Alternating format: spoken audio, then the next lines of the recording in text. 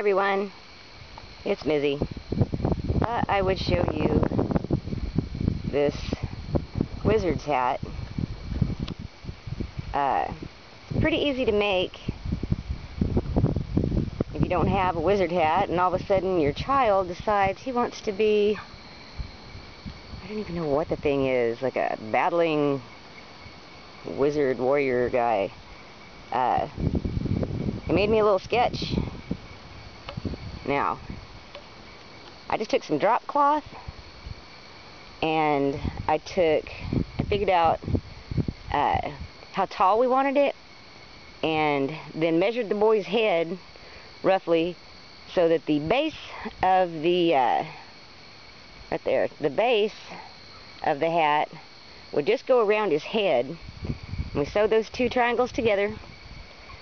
We took two circles for the brim. This is however wide you want it. This one's pretty wide, but he wanted it pretty wide. Two circles for the brim, and then you're going to take a piece of cardboard slightly smaller than that. You're going to sandwich the cardboard with the drop cloth, and you're going to cut a hole through all three of these brim layers. Now I just used an exacto knife. And then I did not even sew this project. I cut tabs at the bottom of the upright part. I cut tabs right down here and just folded them out and glued them. And then I painted the whole thing with watered down black acrylic paint. Then we took and let that dry. He wanted it real floppy, but he wanted something that looked kind of magical, so we put a piece of coat hanger, actually wrapped it around this part, and he liked the way that it looked wizardy, and it also helped to keep the top part up.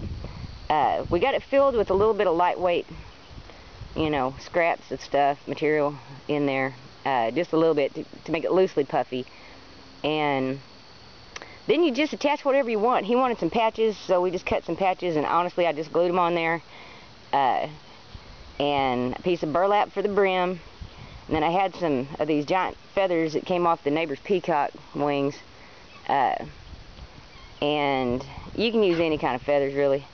And I had that rusty star from where our place burnt, and it was on something. But you can use it, you know, they sell rusty stuff. You can use that. You can cut one out of cardboard, cut one out of tin. If your kid's old enough, you know, I'm afraid they're going to get, you know, poked or whatever. My kids are 10. It's their last year at Halloween.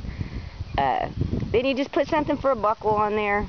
I got, again, that's a wildfire leftover. That was a piece of an old Victorian trunk. But you can use a real buckle. Once again, you can cut one out of cardboard, or cut an old belt. Everybody's got an old belt with a buckle off of it. And then I just added a few little things. You know, there's like a little wasp nest, and I'm going to add a few more little details. And I wasn't sure about having that coat hanger on there. I thought, nah. But it is going to be dark, and it does kind of serve a purpose. And after it was done, I liked the motion on it, and we were able to attach that star on there. So I did kind of in the end like it. It's the back. It's pretty plain.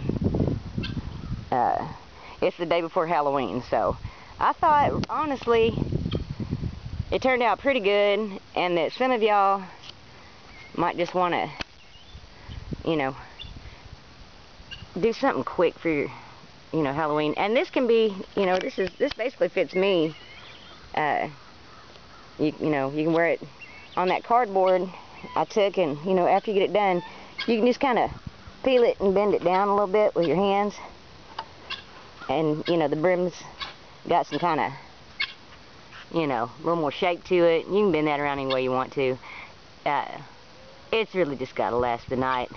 But it is kind of cool when it turns out, you know, if you spend a little time, find some neat stuff. You know, they have all kinds of little doodads you can buy to put on there. Me, myself, I really don't buy, you know, I don't go to the store and want to spend $1 million on something. So I just look around with what I have, and you can find spooky stuff everywhere. Cool branch. I was just looking behind this. I've got some, that's my guineas, sorry. I got some little dry branches. I might stick a branch in there. You know, as long as it was lightweight. In fact, let's do that right now. Hold on. Make sure I don't trip here. Oh, I'll pop some of this off. Alright. Back to the hat. Oh, now I like that. That makes it even spookier. You know, and we can hang this a little higher. Oh, yeah. Oh, snip. That looks great. Well, I'm hoping that this will please the 10-year-old. And it came together pretty quick, and I just wanted to share it with you. A lot of people think they can't make something. Y'all hush! Sorry. Some people think, well, I can't make it, I just better buy it. Honestly, I spent the glue on this. So this was a hat for, you know, maybe $1. Not even. Choose what you have. You can use jean material for this. You can see that there is a seam. If you look closely, right there, there's a seam right here. But after you get it painted, nobody's going to know. So you can use some jeans. You can use drop cloth is what I used. You know, anything that's kind of heavy, you don't have to buy anything. We never do for Halloween. We might buy one little prop, you know, to kind of spice it up. But, you know, just go ahead and play. And you come up with better things. Ain't no kid gonna have a hat like this for Halloween trick-or-treating this year. For sure, for sure. Alright. This is Mizzy saying goodbye. Happy Halloween!